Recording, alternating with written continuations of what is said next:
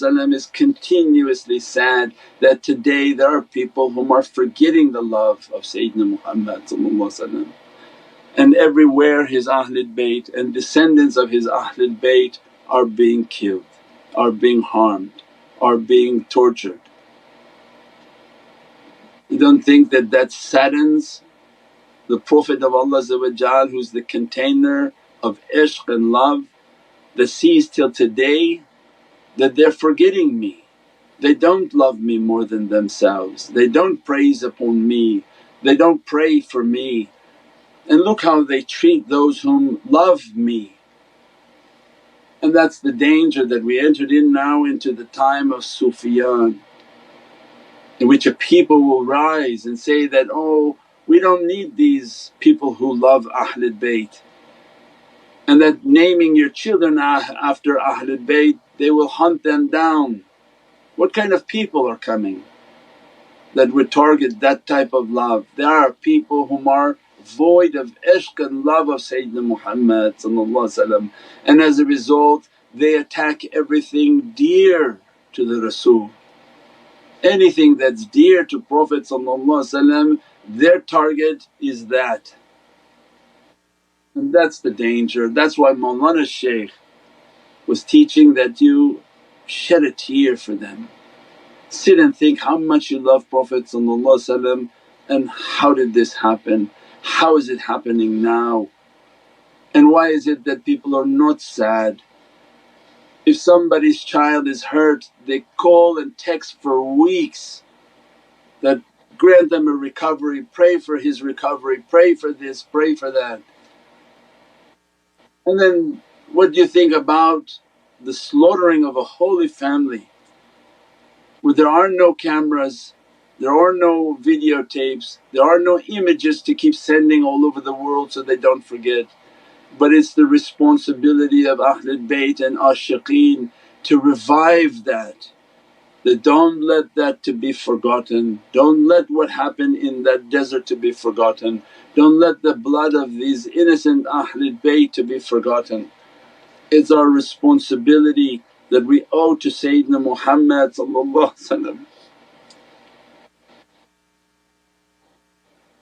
that we don't let it to be forgotten. What was done was not right, what was done was horrific.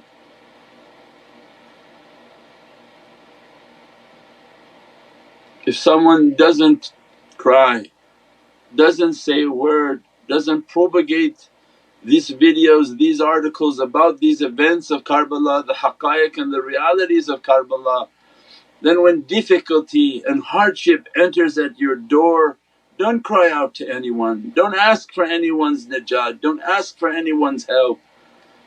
For you couldn't cry for the sake of Sayyidina Muhammad and his holy family. Do unto yourself do unto your brother as you want for yourself.